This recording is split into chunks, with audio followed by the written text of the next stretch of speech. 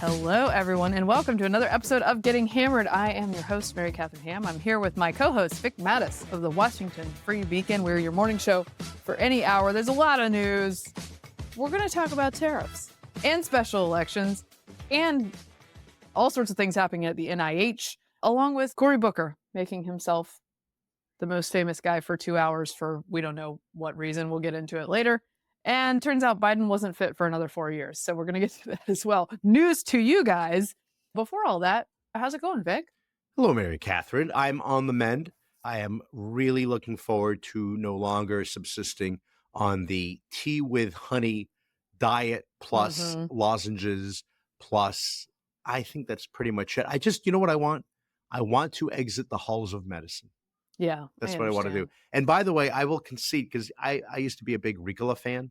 Right. But halls, they don't mess around. Yeah. They don't. Halls is industrial strength. Yes. Again, my wife, Kate, though, she mentions her mother prefers Vicks and not Vicks cherry flavor, but like the original Vicks, which apparently is very serious. It comes in a little box. Yes. And I think they're triangular and deadly. Deadly. Wow. Yeah. Ooh, triangular. It's like when a snake is a certain color to warn you to stay away from it. Stay away from the triangular lozenge. So that's been going on with me. And then we got some sad news, didn't we? Oh, yes. Val Kilmer died yesterday. Oh. And we must talk about him because he is my most important formative celebrity crush. Yes. And I picked a good one. I picked a good one. Love that guy. And I don't know when, I think I started having a crush on him because I saw, weirdly enough, not Top Gun, which I did see earlier. Yeah. But when I was older, I saw Tombstone. Oh, sure. And Doc Holliday. Yeah. And just was like, this guy's fantastic. And started watching other movies where he's much better looking than in the role of Doc Holliday, although charming in that role. He's not really like a looker. Yes. As a tubercular. Hey, I was going to say, I gunslinger. actually feel like Doc Holliday right now. Yes. So I got really into Tombstone. It's still my favorite movie of all time. I got into the history of that and started reading a lot of U.S. Western history. Because of that? Yes. And then watched every Val Kilmer movie that had ever been made subsequently. So you telling me you watched The Saint? Oh, yeah, many times. Fantastic. I love Elizabeth. I know, I knew Cold Fusion was around the corner. I just didn't think Elizabeth Shue was the one to find it. Oh, for sure. Just wait a minute. Wait, as believable as Denise Richards in yes, nuclear scientist Christmas role. Jones. Okay, here's another one for you. Did you watch the Val Kilmer? Excuse me, I can't say this without laughing, and I'm coughing here.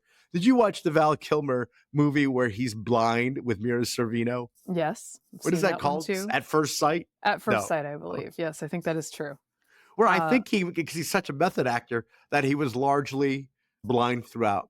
I think he was incredibly talented. Yes. I think it is a disgrace that he was not nominated or won an Oscar for Doc Holliday, because I think that's one of the world's memorable characters. He's quoted to this day by many a person. I looked up actually when he was in Heat and when he was in Tombstone. I think people have argued that for either of those movies, he should have won an Oscar for supporting actor. And I will say, I looked it up. Two things. Those movies came out, both of them, in December of the year before the Oscars. So there was a very short period of time to get them into consideration, which is probably one of the issues. Yeah. Two, the nominees were pretty good both those years. For supporting actor, Tommy Lee Jones won for The Fugitive in the year of Tombstone for Fugitive, and I'm trying to remember the other one, but it was a good one. I'll look it up. But yeah, so there was, I think it was Kevin Spacey for The Usual Suspects the year that Heat came out. I think they want to give that one back. Well, yeah, at this point, hindsight 2020. Yeah. So it would have been a tough contest, but he should have been nominated at the very least. And I say for Doc Holliday, I like the character in The Fugitive. I think Tommy Lee Jones did a good job. A couple of iconic lines as well. Yeah. But I would give it to Val. You know who won Best Supporting Actress with Tommy Lee Jones in that same year? Who's that? Anna Paquin in The Piano. Oh, for The Piano. Yeah, that's it. I'm a big fan of Val Kilmer's. That documentary he put together a couple years ago is wonderful. So that is my exception, by the way, to the movies I've seen. I have not seen the Val documentary. Oh, my gosh. Well, this is the reason.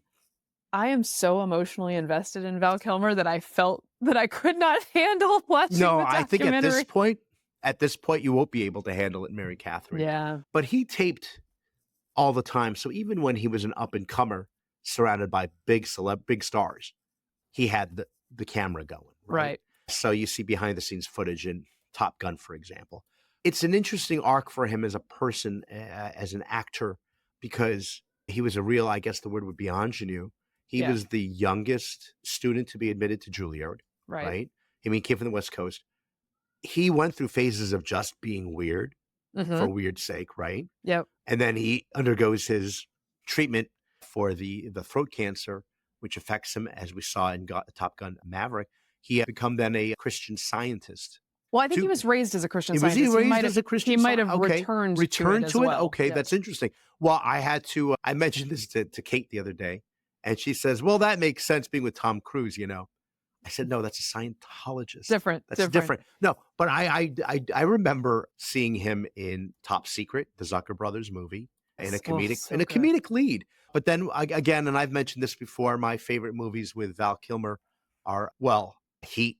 But I just love Heat in general. I think Top Gun is great, and also Real Genius. A lot of people love Real Genius. I like Real Genius, and I actually kind of wonder if the character in Real Genius is actually Val Kilmer. He's just playing himself. Yes. That one's the one, because he was mercurial, he was odd, he's definitely some sort of strange genius going on there. Yeah. Top Secret was his screen debut. Wow. And if you have not seen it, it is such an underrated comedy. It is so good. It's like European slapstick. No, it should be in the pantheon of all the Mel Brooks and Zucker Brothers and Airplane. And it should be there. And I don't know why it isn't. For some reason, it isn't. He's at his peak. He's like 21 years old. Looks amazing. Sings all the songs. He had a beautiful voice. He also sang in The Doors. Yes. Another thing for which he should have won something. What happened with all of these? That's right. And he always wanted to work with big directors. He wanted to work with Scorsese. He auditioned for Goodfellas. Yeah. I heard a story yesterday because, everybody was telling their stories, that Matthew Modine ran into Val Kilmer in a restaurant in LA back in the day before Full Metal Jacket. Yeah. Stanley and Kubrick. Val accidentally tipped him off by being ticked off at him that he had gotten this role, quote unquote, in Stanley Kubrick's Full Metal Jacket, which Val felt like that he should be getting these roles with these big directors. And Modine goes home and calls his agent and was like, am I getting this role? And he's like, no, but you should send a tape. And then he got the role. Wow. So, the cantankerousness can really cut against you sometimes. Never reveal until it's a done deal. That's my advice for you. But God bless. Is that what you say, Vic? Anyway, I love him. I love him. I would say, if you haven't seen Tombstone, obviously, I think it's one of the great Westerns, including all the very classic ones and the Clint Eastwood genre. But man, that ensemble cast is amazing. He does a great job. If you ever wonder, is that accent correct to a South Georgia dentist who moved out west? It is. He was a rich South Georgia man Doc Holliday was, before he moved out west to help cure his tuberculosis, was the hope. And that is how old-timey Southern Georgia people speak. And it's a dying accent, but it still exists. I have known at least 2 men in my life who had that accent, and both of them, it will give you an indication of the era from which they came, stood up when women entered the room. Yes. So a proper gentleman. So he said, I was watching again videos of it. I could talk about Val Kilmer. Do you want to do a whole Val Kilmer episode? Yeah. But I was watching tape of him, and he was saying that he had talked to a dialect coach about how to do Southern aristocracy from the 1800s. Yeah, and because he would. And that guy got him in touch with a South Georgia man who said, well, it's wonderful to be considered for the, it's a real thing. He did probably a much better job than I'm doing right now, but it is a real thing. Yeah. No, so basically what you're saying is like Dick Van Dyke and Mary Poppins. That sort of proper Cockney governor. But he also had a sense of humor, because people give him a hard time, obviously, for Batman, and they kind of spoofed that in the Warwick Davis TV series Life is Short. Look it up on YouTube. It's very funny. with a clueless secretary. Very funny. And he's great. And, again, between that and have you seen, I went recently to YouTube to watch the Val Kilmer scene in Top Gun Maverick again. Oh, so Oh good. my gosh, because it's just so much fitting now. Well, and I'm so glad that I went really to see something.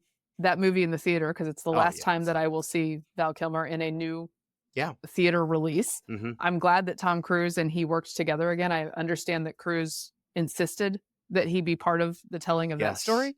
Yes. And I love that. Oh my gosh. He was considered somewhat difficult to work with, although later in life he copped to that and seemed, like you said, to have a sense of humor about many of the things. The one that gets me is there's all these tales about the island of Dr. Moreau. Oh my gosh. Yes. Because it was him and Brando on the same set. Yeah. Like that would have been very problematic. Yeah, him, Brando, and the little person. I mean, it was bizarre, and oftentimes Brando would just use a stand-in. Yeah, because it took a lot of energy for him to move around. Yeah, in a movie. They did. Yeah, yeah. So those are my tops: Tombstone, Top Secret, and Real Genius. If you get a chance to watch them, he was fantastic, and he inspired my greatest Halloween costume ever, which was when I dressed up my husband and myself and my, I think, 6 and 4-year-old at the time as the Tombstone quad to walk across to the OK Corral. That was one for the ages, Mary Catherine. And thinking about it now, why didn't I tag Kurt Russell and Val Kilmer in that? What was I thinking? I mean, they were on Twitter at the time. Kurt Russell's probably not, right? Oh, one last thing about Val Kilmer. He's a big New Mexico guy. Okay, one last thing about Val Kilmer. Yes. I learned just this week, just yesterday, that he advocated for an act to amend the Internal Revenue Code to give people more religious liberty to object to the requirements of Obamacare for Christian Scientists and others. Wow. Yes. And I'm like, well, now I like him even more. How did I not know this? And if I had known it, would I have been on the Hill stalking him? 100%. Yes. I guess we should talk about the news. That's a good segue. We talk about things that happen on the Hill. Let's do it.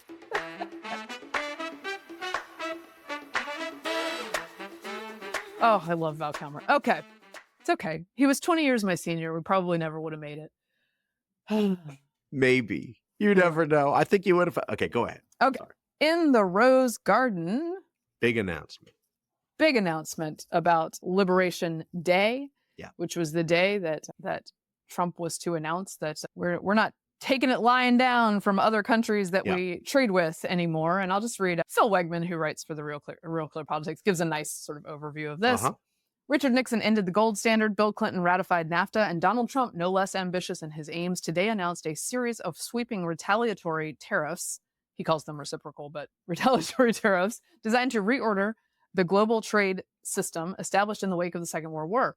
The president began with a picture of American carnage in the Rose Garden and repeated the theme of his decade in politics. He said that the country had been looted, pillaged, raped, and plundered by trading partners, both adversaries and allies alike. Taxpayers have been ripped off for more than 50 years, he told a crowd at the White House. That included members of his cabinet and union members in hard hats, but it is not going to happen anymore. Then the color-coded chart, a bet that tariffs will deliver, and ultimately the legacy of his second term. There will be a 10% tariff across the board on all imports, but even higher individual rates for nations that his administration deems particularly unfair in their trade practices towards the United States. He had promised previously that reciprocal was a literal term. Whatever they charge us, Trump said in February of the coming trade policy, we will charge them. Before the event, a senior White House official explained the new arithmetic, telling reporters, because the president is lenient and kind to the world, we're only charging half. But in fact, that's not the case in a lot of the situations where I don't like to be flippant about Trump because I don't think it helps to be like, this is crazy. This is stupid. Those are not arguments that work. A lot of this seems quite nonsensical if you dig down on the numbers and look at these tariffs. And by the way, let me just say, I think is likely to be perhaps legendarily self-destructive to the economy and to his political prospects. Yeah, I think Tyler Cowen, the economist over at now writing at the Free Press, was saying it's the greatest cell phone of all time. I looked at the chart. And by the way, I don't know if he was going for a Bill Pullman, this is our Independence Day speech feel. Right. Because it's a Liberation Day. But he's there in the Rose Garden. He whips out the chart. And I looked at that and I felt like Kate when I took her to a Chinese restaurant and she's looking at a Chinese menu for the first time because they never really went to Chinese restaurants, and I'm just sort of puzzled by it. And or when I take first? a Yankee to Waffle House. Yes, It's very complicated. Yeah, do they? Yeah, yeah. Like okay. To the Waffle House. That's right. And so I'm trying to make sense of this and why okay, I get it. China has always been a bad actor, and they've been doing, a lot of bad things, obviously, much to our detriment for many years. And they have, for example, found this loophole by not having to dump all of their cheap hot products directly onto the US, but oftentimes through Mexico. Right. And then they, set up these, then we're buying it from Mexico, but, we can't compete with that. And so they've been doing that for a long time and trying to hollow us out. And we're trying to square that. And I think when you tack on, I think it was 34% on top of the 20%, it's a 54%. It's a lot. Tariff right now. It's a lot, guys. And we're talking about also tariffs on copper, aluminum, steel, 25%, I think, across the board there. It does get a lot of us nervous, those of us who are very much raised traditionally as free marketeers, and, things like Smoot-Hawley, which was, I think, 1930, and then led to if you want to just talk about the political implications here, Smoot-Hawley is in 1930, and it was a political wipeout for the GOP in 1932. With long-lasting effects. With long-lasting effects, the Republicans don't take back the White House, until 52, 53. Right. Actually, let me play. And Congress is like 60 years. Let's play a little bit of Rand Paul, who is there you go. One of the few Republicans pushing back about this, talking about exactly that. Tariffs have also led to political decimation. When McKinley most famously put tariffs on in 1890, they lost 50% of their seats in the next election. When Hott Smooley put on their tariff in the early 1930s, we lost the House and the Senate for 60 years. So they're not only bad economically, they're bad politically. So he makes the point that, and I have said this, like, not only are you endangering yourself economically, and the country economically, but you're endangering your political prospects in a very, very real way. Because people did trust Trump to be better on this stuff than Biden. And I think he proved to be in his first term. Yeah. And now we have this, which if it does create a full-blown worldwide trade war with retaliations on both sides to who knows where, we're going to be in some very serious trouble. The markets are already saying, hey, we don't like this at all. We like it not one bit. And eventually, yes, you can say just don't look at your 401k, check back in on that later. There are roller coaster rides, etc. But sometime it's going to affect the real economy when the tariffs affect the things that the people want to buy, and they are much more expensive. And cost of living was one of the major reasons he was elected. Yeah. What is the number I heard? $3,800 per family, the cost right now, something like that, to that effect. Yeah. Could be more. It is going to take, I get what he's trying to do, which is we should be going back to made in America, everything in this country, etc.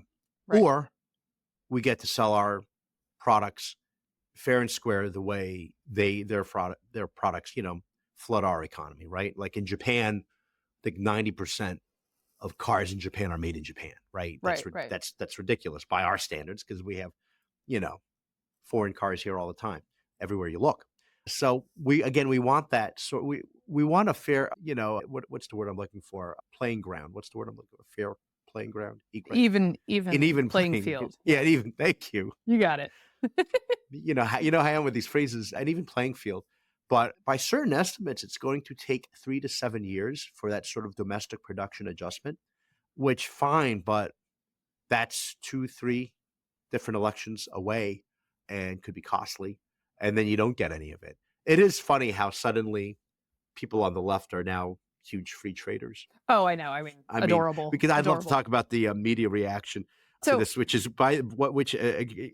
comes down to, by the way, the recession is happening right now. It's recession now. And I just feel like they're rooting for the recession. And all these things are in flux. I want to be responsible and try to take the best argument of the side that I don't agree with. In this case, the pro-tariff side. Oren Cass writes If you don't like what Trump did on reciprocity, that's fine. But if you're claiming it's indecipherable, you're not trying very hard. And he explains a little bit of what he's written in the past about this. Some analysts have taken the threat of reciprocal tariffs to mean literally holding a mirror up to the tariff regimes of other countries. There's no reason to believe that's what the administration is pursuing. Trump's orders indicate a desire to assess the extent of imbalance in market access between the U.S., meaning that other people charge us and our goods more to get into their markets than the other way around, and each of its trading partners, and then use a tariff to counteract it. This approach has two important implications. First, the focus is not only or even mainly on tariffs as the source of imbalance. Second, the trade deficit with a country may serve as a proxy for the level of imbalance in trade policies and the level of reciprocal tariff. I think you hear him talk about trade deficits a lot. I think he's pretty hung up on that, and he wants like this sort of evenness to exist. Oren says this is going to drive economists bonkers because there are also perfectly legitimate reasons unrelated to trade policy that two countries might have an imbalanced trading relationship. But that's a theoretically valid critique with little practical purpose. If one sees that as a problem, blah, blah, blah. Anyway, he's recalibrating the whole world so that we can have easy access to all these other markets. The end of globalization. Here's the thing, though. Well, theoretically, that would end in more globalization. Like, more access to more markets. Ideally, right? If we were going for that. But trade deficit in and of itself with a country is not inherently bad. And Pat Toomey has said just recently at the National Review Ideas Conference, has said from his extensive conversations with Trump during his first term and after about this subject, that he believes that Trump views a trade deficit with any country, and has always, and this is why he believes in tariffs so much, as we're losing. We're getting bilked if we have a trade deficit. But here's the thing. I have a trade deficit with Bojangles because Bojangles makes very good biscuits that I enjoy. Bojangles did not yet need my commentary and podcast skills, although I am open to an offer. So we are not trading evenly. But the beauty of our free system is that I can go elsewhere to sell my services and then use that money to buy the biscuits from the place that makes the good biscuits. So that deficit is not necessarily bad on its face. And he's trying to correct a deficit with every country ? Taiwan gets hit hard. Well, and that's almost the other as bad thing. As China. Well, that's the other thing, right? If you would like to help allies and increase access to various places for American goods, maybe don't jerk around Taiwan, Cambodia, which is getting just nuts, excuse my language. There are apparently, and please correct me if I'm wrong on this, but I did some looking and it doesn't appear to be false, that there are tariffs on McDonald and Heard Islands that are mostly inhabited by penguins. Is that a real thing? I don't know that, but wow. Okay. Yeah. So like Pitcairn, Christmas Island, places like that. Like it seems like maybe we're doing a little much. There's a formula that's being used to calculate these tariffs. Is that correct, Mary Catherine? Yes. My understanding is it is a nation's trade deficit with the U.S. divided by that nation's exports to the U.S. And that's how you come up with this particular number. I need to preface this and head our listeners off at the pass here, which is, again, you're listening to somebody who has a C+ average in econ. So save yourself the typing energy of saying, I know nothing about tariffs, because guess what? I know that. I was, again, having a discussion with Kate last night. She's worried about, various, the retaliation of foreign actors. We don't know what they're going to do. And as a result, we have an idea, but at the same time. And then, of course, my son comes in. I'm already lying in bed. Right. My son comes in and he's taking this like AP econ course, and they just did tariffs. And he goes, well, guess what? We just graphed a tariff and I could show it to you here. I looked at it. It made no sense to me. I said, thank you, Howard Lutnick. You can go back. You can go to bed now. But I just, I think my sense is the initial shock. There's going to be initial sticker shock.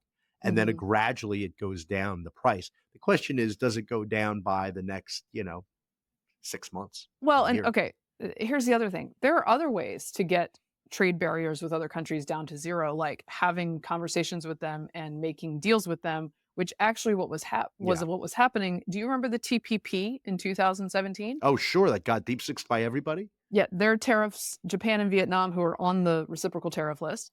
if Trump hadn't been anti-TPP in 2017, their tariffs on U.S. exports would basically be nil today. Yeah. But we walked away from that deal to make these like sort of worldwide catch can deals with every country right now. And so look, some countries will be like, hey, here's what I'm going to do for you, Mr. President, so that we can stop this, right?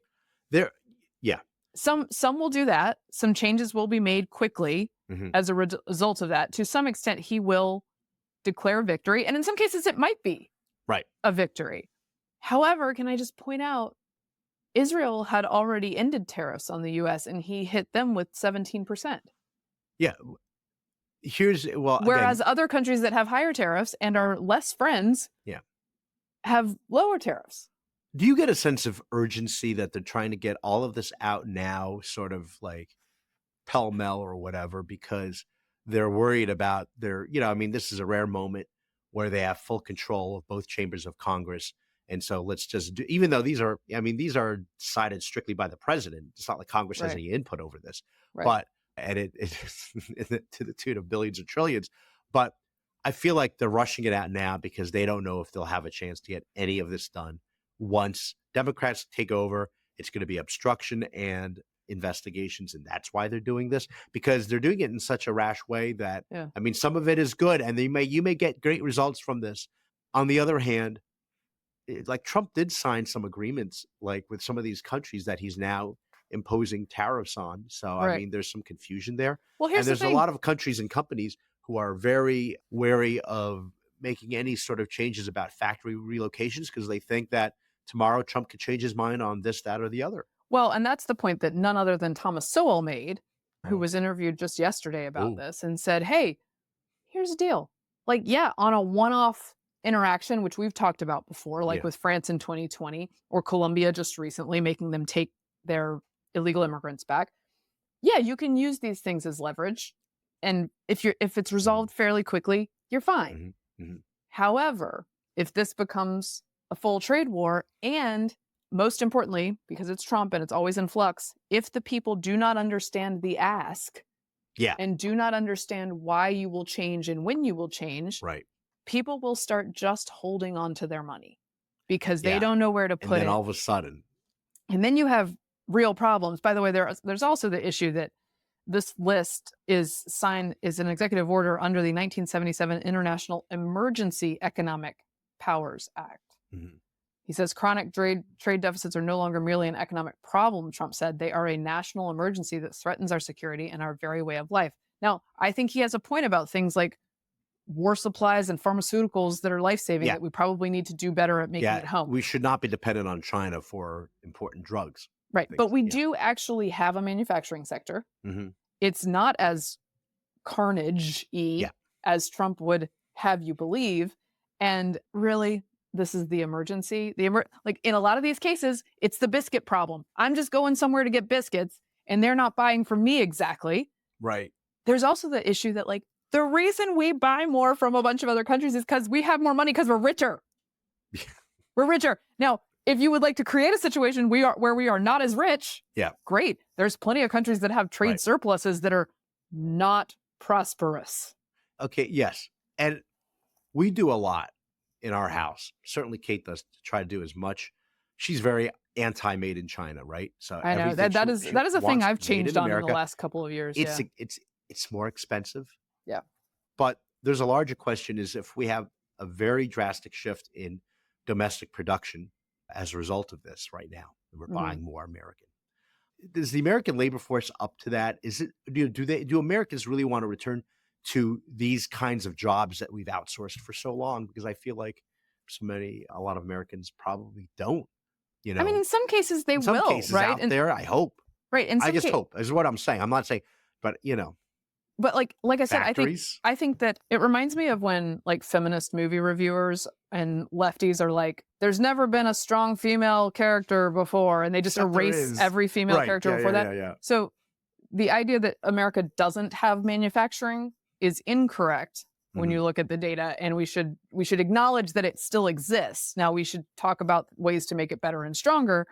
But the problem for him, again, is that any benefit you see from this is going to be a long-term one, Down and the the pain is road. going to be short-term. Right. Now, he might not care for him, but his second 2 years will be nothing if the economy implodes. I would also add, there looks like there's a scoop from Detroit today from a Reuters reporter, and this is fairly new, so I just maybe with a grain of salt. But the maker of Ram trucks and Jeeps said on Thursday it was temporarily laying off 900 workers at 5 U.S. facilities after President Donald Trump's tariffs were announced. Now, there's been news in the past that this company has a lot of extra inventory, that they have probably places where they could cut and should have, but haven't. So it might not be directly related to tariffs. However, this giant obvious thing that every single corporation and decision-making person can point to and say, this is why we had to do that thing that's unpopular. That's yours now. That's yours. Yeah. And it will happen, and it won't help, even if every MAGA influencer in step says, well, that has nothing to do with that. I'll parse through it, and I'll say that these have to do with it and these don't. But to people who are feeling the effects, there's a very easy thing to point at. Yeah. We have to, that's the key for him, is having to persuade Americans that if you bear with me for these next few months, there's going to be a great payoff at the end here. And maybe it takes 3 to 7 years, which, by the way, is probably why I should run for a third term. Oh, gosh. See, it all comes together. No, but I you're right, because people feel very strongly about this. We're getting ripped off by a lot of countries, China especially. And that's a real thing. We want this even playing field. Right. I hear you. But then you're right. You go to the store and everything is extremely expensive. That's hard. And it's hard to tell these people that, just bear with it for now. Yeah. And it is worth noting over and over and over again that this was the advertised product, right? Yeah. So when you voted for this was part of it. Yeah. And voters got that and accepted it as a risk. I knew that he loved these things. I kind of hoped he would just use them for one-off negotiations, but that was a hope against his character, right? Yeah. Like, he likes the chaos. I think he feeds off that. You know why? We're not even talking about Signal anymore. Oh my gosh. It worked. So, okay, we can wrap up on this, but like, it's a huge story and it's going to have huge implications. And I tend to think that it's going to be pretty self-destructive, which I'm bummed about because I like other things that he's doing. And I would like him not to do this for people's well-being and for the political well-being. But they're making a lot of different arguments. One, that the tariffs will create this move to American manufacturing and making everything here. Two, that they will bring in as a result, because imports will stop or something. No. Then they'll bring in a lot of revenue because you're taxing all these things coming in. Yeah. But also, if the American made goods are the only things we buy anymore and we don't do as much of the imports, like, you're not going to make that money. That's right. So they want to sell their goods abroad. They're making a lot of arguments at one time that are sort of contradictory to each other. It's like when Bloomberg or somebody would put a tax on cigarettes and be like, we're doing this because it will stop people from smoking. Yeah, health. And also, we'll get a huge bump in revenue. And it's like, okay, so which is it? If people quit smoking, then you're not going to get it. You don't get the revenue. Mm-hmm. So it's all over the place. It's like the same thing with the plastic bag tax over here in Arlington. Oh, we don't want to see the plastic bags ending up in the reservoir or the Potomac or in the trees. So use bring your own bags, or thank God at least here the paper bags. Oh, by the way, we need that revenue from those. The other thing is from those plastic bags, nickel.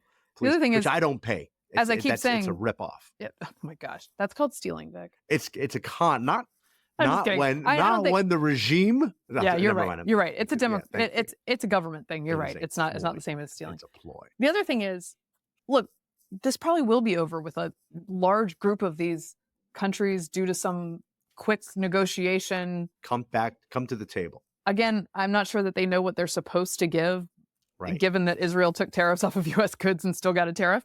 But this is likely to be, in many cases, temporary. But if it's temporary, you don't get those long-term results that he's saying he wants to transform everything. Right. It's also to stop drugs coming into the country, I think. That's one of the arguments. Fentanyl, yes. Anyway. That's right. Okay. Just count me confused Color yes. Me, yeah. All right. an old free trader who is open to the populist discontent. Sure. And working class discontent with the way that things are going, and is also afraid that this is going to hurt those exact people. I think that sums it up. Yeah. So, all right. We'll see how it goes. Yes. Is there anyone else listening right now? Did everyone just tune in? You know what? You let them down. If you don't tune in for 20 minutes of Val Kilmer and 20 minutes of tariffs, I don't know why you're here. Oh, that's the content. Okay. That's the show. It's actually the most on brand for me. And we got like 3 Bojangles mentions. Yeah, so we're good. You did. Biscuits. Okay. I'm hungry now. This is quintessentially MKH content happening right here. Can we talk about the NIH just to brighten things up a bit? Sure. Yeah, so the NIH cutting. Again, good things that are happening. Yes, good things happening at the NIH, which is that a bunch of people are being dismissed. Fauci allies, COVID vaccine officials get axed at the NIH. Robert F. Kennedy, on Tuesday fired Fauci's wife, Christine Grady, and reassigned at least 3 of Fauci's longtime colleagues at the National Institutes of Health. As part of a purge of senior officials involved in the government's development and distribution of the COVID vaccine, 8 people familiar with the matter said. Fauci, the longtime head of the NIH's National Institute of Allergy and Infectious Diseases, was the face of the government's response to the COVID pandemic during President Donald Trump's first term. But the relationship between the two soured. Yeah, did we notice? The removals, which came amid a mass reduction in force across the health department, effectively gutted leadership at the NIH's infectious disease office and key parts of the Food and Drug Administration, stunning agency employees and leaving a broader public health community in disbelief. It's like a Fauci fixation, said Dr. Eric Topol, a public health expert and director of the Scripps Research Translational Institute. So many of these people are just dedicated. They really want to do good, and now they're losing their job senselessly. Okay, dudes, did you think after COVID that y'all were not going to get a shuffling at this organization?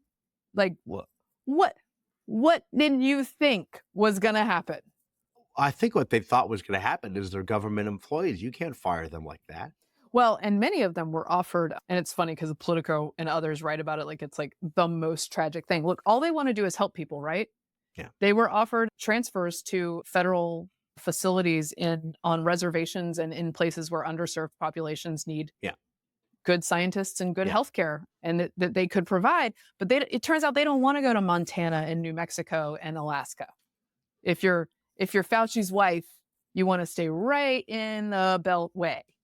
So they were offered transfers to go to these other places where they could do good.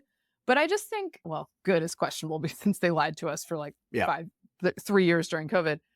But these people have a bad record. Yeah. And not necessarily of developing the vaccine, but then because I think that was actually an accomplishment.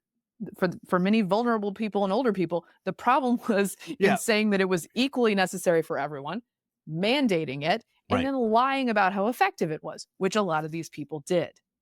And Jay Bhattacharya is in charge now, and Marty Makary is in charge now, and you can punish those people.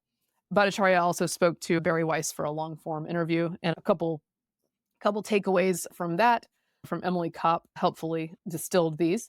Former NIH Director Francis Collins apologized to Jay in person, like in a private meeting, for saying that he was a fringe epidemiologist whose perspective on lockdown should be taken down. Wow. Bhattacharya supports the Fauci pardon and characterized a continued focus on Fauci as score settling, so he's not looking to go after Fauci himself. Action on gain-of-function research is likely to be nuanced. That's interesting. The halting of scientific studies sections earlier this year was due to malicious compliance by NIH bureaucrats who overreacted to pauses on agency communications, common during presidential transitions. Bhattacharya will incentivize replication studies and doing work that can be replicated. This is huge. A huge amount of the research that we pay for cannot be replicated, and we later find out is basically mendacious from the beginning. And they use this research to funnel money to other people who are doing non-replicable research. And so it is, I think, a smart and reasonable thing to require that studies be replicable. Open payments, which discloses pharmaceutical payments to doctors, should also exist for NIH scientists like that. Ooh, transparency. NIH indirects are occasionally audited, but the money is more opaque than NIH dollars going directly to grantees, which have to account for nearly every dollar. So anyway, that's the list of things they chatted about. I also thought, I think this characterizes Bhattacharya. He spoke to Fox the other day and had this to say about what the agency will look like under him. It's kind of incredible to be in this position. I mean, I never anticipated that such a turnaround could happen. But I want to make sure that people understand I don't want retribution. What I want is for gold standard science to happen. And that means even people who disagree with me should have their say. They'll never use this agency to censor scientists who disagree. If scientists are censored, we actually can't have excellent science. The way forward in science is by engagement, respectful engagement with the data, and that's that censorship is actually, I think, the root cause of many of the problems that happened during the pandemic, and we're never going to do that. Perfect. Wow. Wow, how nice. So that's going on over there. This is why the press is giving him such glowing coverage. Indeed, indeed. I mean, the deal that the press wants and that the COVID folks want and people who made mistakes and lied, a mistake is one thing, but these guys were pretty nefarious about lying about these things to keep us all in line and have admitted it. And we found this out over emails and stuff. They really think that the deal is that they should just forever be in power and not even say sorry. Just I mean, they're trying to get it. I mean, it's 5 years on now. Why do we have to go back to that time? Can't we just move forward? Can't you guys move on? Yeah. Christine Grady, by the way, said during the pandemic, is on camera saying, hey, look, if you don't want to get a vaccine and you're a nurse, that's your choice. But ultimately, you're going to have to make a choice to just maybe go somewhere else to work. Yeah. So I would just say she has a choice to go to Alaska. That's her choice. Does she feel coerced? Yeah, you didn't hear much about those nurses or anybody refusing to get vaccinated, during that time and losing their jobs. There wasn't a big thing. In fact, I feel like they were rooting against them, so here we are. Did I tell you, I can't remember if I mentioned this on the show, that I saw a Yahoo story that was inside the online resistance to deportations. And it was all about people getting the word out about where raids would happen and protecting people. And I just want to ask, do you remember when we, the people, and our secret resistance by leaving our homes in 2020 was lionized by the press? Because I don't remember that. Yeah. In fact, what was lionized was all the snitches who were calling the police about us. That's right. We just saw too many people walk in your house, call the police. There were some people on your driveway. Yeah. We got to call. That's true. A couple of weeks ago, I was out in Foggy Bottom area here in D.C. After lunch. I'm walking down the street. It's, GW campus, basically. And two young people were carrying a gigantic wooden placard thing. But I noticed it was a beautiful day. The first thing I noticed, they're young. They were wearing masks, guy and a girl.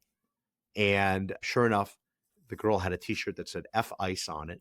Okay. And the placard. Just so we know where you stand. Just where you know you stand. And the placard was all about Intifada. So it's ICE Intifada. Two for the price of one, really. And you know what the thing is? I looked in, as I passed them on the sidewalk, they looked miserable. Yeah. They just it's well, not there's good. a piece this month, and they probably shouldn't have published it on April 1st because it does get on pause. The Atlantic, the ever maskers, the isolation of people who take precautions against COVID has only gotten more intense. And then it profiles sympathetically a bunch of, now I think it's a little critical of them, but it's largely pretty straight. The opening is, it breaks my brain sometimes, Dennis Rosloniak told me. For half a decade now, the 44-year-old media technician and mountain biker from Green Bay, Wisconsin, has done everything he can to understand the risks of getting COVID. He's read the published studies, he's looked at meta-analyses, and here's the truth as far as he can tell. Each time he's infected, the chances that something really bad will happen to his body ratchet up a little higher. Dennis is not immunocompromised. He doesn't have a chronic illness. He's not obese or hypertensive or unvaccinated. He's just a thoughtful autodidact, the kind of guy who references both The Simpsons and the Stoics as he talks. I'm a fairly large, fit white dude, for lack of a better term, he said, but even now in 2025, Dennis is afraid of COVID. Someone else might say he's strangely so. I would say that. Someone else is, one person might think that's weird? A lot of people. It's really sad. But they're still doing profiles. No, they're still doing profiles, and these are people who, they look out there and they think that the rest of us are nuts. I know. Now, I'll say this. I'll say this. Let me just say this. Okay, I don't have COVID, but get the flu shot. I'm going to say, take it from me, kids. Should have gotten it. Too late now. Too late now. Yep. Make your own rational risk analysis. Okay, we're not coercing you into anything. All righty. Should we talk about these special elections? Sure. A mixed bag not a good result in Wisconsin for Republicans, where they had predictable though. Yes, where they had Brad Schimmel was the sort of right-leaning it's not a partisan race, but it is a partisan race. Brad Schimmel running against was Susan Crawford is her name. The Lib ran away with it with like 10 or 11 points. Now, you're right that it's not super surprising that they won. Right. The margin is concerning in a very purple state that fell to Trump in 2024. Yeah. Now, Wisconsin Supreme Court races have been nationalized for a long time, since like Scott Walker era and since. Right. I know way more about Wisconsin state races than I've ever wanted to know for like 20 years now. So like money comes in on both sides. They spend a bunch of money. I don't know what because a lot of these rulings will stem from there and then wend their way up to the Supreme Court, right? Is that well? And I think the concern was that the lefty was explicitly saying like, I can really help with redistricting. Oh yeah, on behalf of Democrats. Like she said that to some donors. So that was the concern, is that could change the look of the House. In Florida, on the other hand, you had really good news for Republicans, where despite being outspent and having quite a not well-liked candidate in Mike Waltz's seat, Trump nonetheless endorsed him. He's this guy, Randy Fine, who's in a fight with DeSantis. He's not generally considered a great candidate, but people got out there, they did the thing, and he won by many, many points. Yeah. Large margin. As did whoever was running for Gates's seat in the Panhandle. I think the person who lost out in all this was poor Elise Stefanik, because there was a bit of a panic before the elections were held that they were closer than they should be. Now it turns out they weren't. So, but Elise Stefanik, of course, was the congresswoman who was going to leave the House and leave her seat in order to become the U.S. ambassador to the United Nations. And just before these elections decided, no, I'm not going to try to take down that job because she has yet to be confirmed. And she's going to stay in her house, which is in the House, which is good for Republicans in general. Right. The media is portraying this as very bad news for Trump because these candidates, these districts previously went for the Republican by, if not 40 points or whatever, and now it's only 20 points. So that's a bad sign. I think they're overlooking it, overthinking it. I'd say, take the win. There's a lot of externalities going on here. Randy Fine, as you mentioned, not a great candidate. Yeah. He was outspent 10-1. Like huge amounts. Yeah. So that was just to go over it, that was about a 14-point victory for Randy Fine. Josh Weil. Yes, and it was about the same, 14 or 15 points for Petronas. Yeah, they were similar. As well. Look, Democrats should be motivated right now. This is their time to go out and foil Trump's agenda. Yeah. Clearly worked out better for them in Wisconsin than Florida. I do think there's a possibility that people reacted badly to Elon entering the race. There's also a possibility that people on both sides want to blame Elon because then they can escape blaming the party. Yeah. Yeah. And Democrats get to go, we hate Elon. Let's make him even more sort of radioactive and make him the guy who gets our base out. But that is a real question. Is it possible that Elon's real visibility in that race means people get out, whereas Florida, he was not as visible? Or was he throwing money at a race that was kind of tricky to begin with and maybe already lost? You mean the Wisconsin race? Yes. Yeah. Yeah. And I know. That's the reason. Yeah. His being there wasn't going to make the difference the way spending 10-1 wasn't going to make a difference in Florida. Yeah.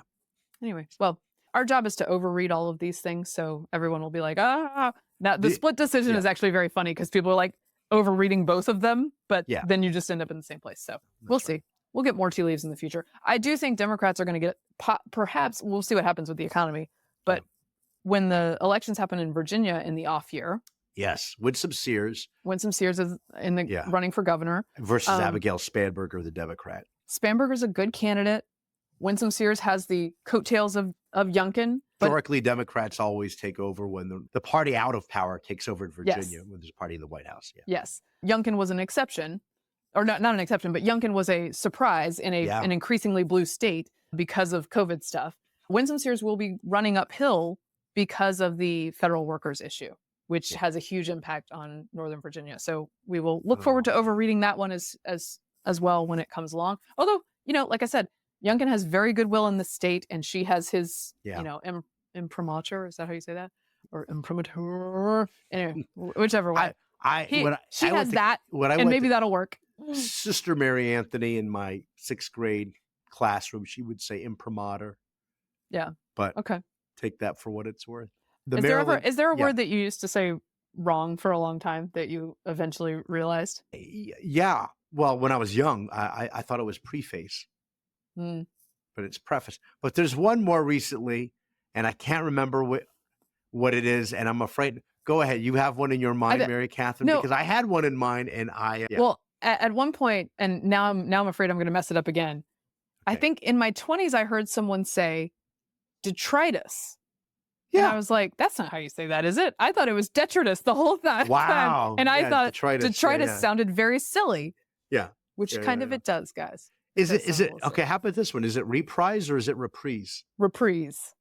Yes. Okay. Because that's a musical term. So I think that's from another one of them other languages. By the way, I went to I should have said this earlier. I went to the International Women of Courage event at the State Department, where the First Lady was there. Yeah. Pam Bondi was there. All the Kelly Loeffler was there. All the ladies of the cabinet. Yes, Tammy Bruce was there, I think. Tammy Bruce was there as a speaker presenting the awards. And let me commend her, because the activists from Romania, Burkina Faso, Sri Lanka Yemen do not have easily pronounceable names. And she did it? Nailed them. Wow. She definitely put in the work on that. Way to go, Tammy Bruce. But I got to meet with some of those women. Of course, brings a lot of perspective to your own life, to think about all the things that they have to do. Even to travel here to get an award is extremely dangerous for them. I met Amit Susana, who was held in Israel for 55 days and then released. She was the first hostage to speak about the sexual violence. And there was a very sad part where she was saying, and she does think it made a difference, but there was a sad part where she was saying, I thought when I put my name and face with it, that people would stop denying that happened. Yeah. And that is not the way that happened. However, she continues to fight onward and says that it's her vow that she will never be quiet about it. There were a bunch of other women who have started centers for, preventing child marriage, and it was amazing. But the reason I'm saying this, because it was connected, is that all of these women are so eloquent in a second language while fighting injustices in impoverished countries under great threat from the regimes that they're under. Yeah. And I'm just like, I wish. We have it pretty easy. Like incredible stories. Okay, so that's just a quick detour. Did you want to talk? We're nearing almost out of time. Cory Booker. Yeah, he made history. He did. Senator Cory Booker. He wanted to take to the floor of the Senate. He wasn't filibustering. He just wanted to speak and speak out about the policies. There was nothing under consideration, right? No, and it was to speak out against the Trump administration policies. And he went on he broke the record. He went on for 25 hours and 5 minutes, which is longer than the 24:18, which was Strom Thurmond in 1957. Okay. He was actually filibustering the Civil Rights Act. So it's kind of fitting that then Booker then breaks that record. Yes. Everyone, of course, is asking how was he equipped with something, because you could be up there for so long in order to make. I mean, they all want the Mr. Smith moment. It's not like Cory Booker was going to faint at the end there on dramatically. When Strom Thurmond was up there, he was talking. He was drinking water. Yeah. And when I was at the Weekly Standard, somebody reached out who had known Strom and worked with him at that time, and then I corresponded with him back and forth, and we ran a letter to the editor. He says that Strom was wearing something in his pants called a motorman's friend. I mean, how could you not? Right. How could you not? Because otherwise you'd have to dehydrate yourself, and then you can't speak, and then you do faint eventually. Then you do faint. No, exactly. So, there was a woman, and she did this, and it was like a filibuster. I'm going to say St. Louis, but I could be wrong, but it was in a state capital. Right. And she did not have it's harder for a woman, a motorman's friend or a trolleyman's friend. So she had staffers come around, hold a sheet in front of her while she took care of her business in a waste paper basket. Oh my goodness! Kept on going. Yeah. Wow. So congratulations or something, as Chris Lizard used to say. Yeah. No. Look, Frank once said that he's made history. Like this will resound forever, and it's like, look, he'll do good. He'll do good, as I was saying. Yeah, he did good. This is my second language. He'll do well on fundraising. Yeah. He will be gosh. he will be rewarded for this. But Yeah. I follow politics for a living, and I didn't know it was happening until like hour 22. Yeah, they're not going to have it unless they think it's okay, something's about to happen. Well, and then I had no idea what it was about because it wasn't about anything other than talking. Yes. And of course, somebody noted, I believe it was Tim Carney, put the two next to each other, put a screenshot of the New York Times covering the Ted Cruz filibuster about Obamacare versus the Booker. Yeah. And it was like, valiant Cory Booker breaking the record. Ted Cruz refuses to relinquish the people's hall. Right. He has seized the floor. Yeah. If a Republican did this, it would be ridiculed. And Cory Booker does this, and he's a hero. I saw the same Luntz poll about that. It may have changed the course of political history. I would say probably not. But Booker seems clearly aware of where the Democratic Party numbers are right now, which is according to the latest Quinnipiac poll. They're like, do something. And he's like, here's something. Here's I'll do something. it. Right. It's 68% disapproval and 21% approval. So they're near the teens. Even among registered Democrats, it's underwater at 49% approval and 40% approval. So he was trying to do something. That's what that political stunt was all about. Yeah. And lastly, have you been hearing any snippets from the book Fight, which is Inside the Wildest Race or Battle for the White House by Jonathan Allen and Amy Parnes? Yes, and we don't have to do a lot on this because there's going to be a lot of books. There'll be a lot more. We can continue to talk about it. Particularly but hot this one, we're just getting the buzz on this. Michael Powell of The Atlantic notes Ron Klain, former White House chief of staff on Biden in last August. He's clearly up to the job. He's doing it every day. He's doing it successfully. Klain in this new book. Biden didn't know what Trump had been saying and couldn't grasp what the back and forth was. Left preparation and fell asleep by the pool. Said foreign leaders, quote, say I'm doing a great job as president, so I must be a great president. Quote, didn't really understand what his argument was on inflation and had nothing to say about a second term other than finish the job. So hold on one second. I think that's from the book Uncharted. Oh, excuse me. I apologize. But they're all coming out. There's so many. There's so many books coming out. But that is a hot tip. Okay, well, what's your fight factoid then? Because I accidentally but that is a good one because that's being lopped on top of everything else. In Fight, Biden, he led a tour of the White House for a family and then got lost and brought them to the locker room of the swimming pool. That's one thing. He had makeup people with him everywhere before cabinet meetings and Zoom calls, and then he wouldn't show up for the Zoom calls. It turns out, like, the one thing that Joe Biden and Nancy Pelosi and Barack Obama had in common is they all hated Kamala Harris. And Biden used her as a sort of like charm because he knew that no matter how bad he gets, they know that if he were to step down, she would become president, and they didn't want that to happen. And then after the debate, when they forced him out, he immediately then goes for the endorsement of Kamala to screw them over.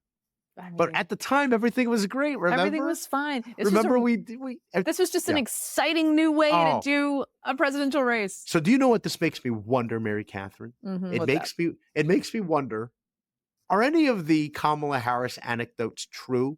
Like can I have more bacon, auntie, and she's cooking for them? Or that she was in her Howard hoodie sweatshirt when the news broke about, this is going to happen. And then Doug was like, well, I was working out with my gay friends. Do you remember this? Yes. I can give you an answer to that, by the way. Lee Fang, who's a very good investigator. At The Intercept. He reported for Real Clear Investigations. That's right. He's no longer at The Intercept. That they dumped $9 million into all that influencer economy secretly to coach these guys on their messages and deliver the super brat win for Kamala. And so the answer is that no, probably none of it is real because they were dumping money on all of these people. That's right. You know what? You sent that to me, and there was a particular line from an influencer trying to get, again, because this was a strategy for $9 million. This is going to work. And one was to say how amazing Tim Walz was. Yeah. And he's like, he's a high school coach. That's hard. Republicans, you got to get out of the race, y'all. And you know how I knew this was fake? Not fake, but just like fake. Yeah. Is when the influencer said y'all, it was like YA apostrophe LL or something. He misplaced the apostrophe. It's you all. The whole point is it's you all. You got it. Yeah. You're right. You know what? Sniffed him out. All I right. sniffed him out. We done? That's it. We're done. That wraps up this episode of Getting Hammered. Remember, you can subscribe to us on iTunes, Google Play, and YouTube. You could follow me on Twitter at Victorina Mattis. I am at MK Hammer on X, at MK Hammer Time on Instagram. You can follow the show at Getting Hammered Podcast on YouTube or Instagram. Let me offer 2 more suggestions in the Val Kilmer thing since I cut myself off so we could get to the news. 1, read Sonny Bunch's piece at The Bulwark, which totally nails it. Unsurprisingly, Val Kilmer shone brightest when he wasn't the leading man, saying that his like quirky ability to take over the screen with these oddball characters was actually served better in those roles than as a lead man, although he had the movie star looks for it. And then lastly, The Prince of Egypt is one of the great animated productions. He's Moses, although they did not use him to sing, which is a sin. But he's Moses in The Prince of Egypt. And that one, if you have kids, is lovely. Especially for this time of year. And it's very faith positive. And the voice of the Pharaoh is Ray Fiennes. Yes, correct. There you go. You can't take... Okay. Anyway, R.I.P. He's so great. All right, that's it. Thanks for getting hammered responsibly. This has been a Nebulous Media Podcast.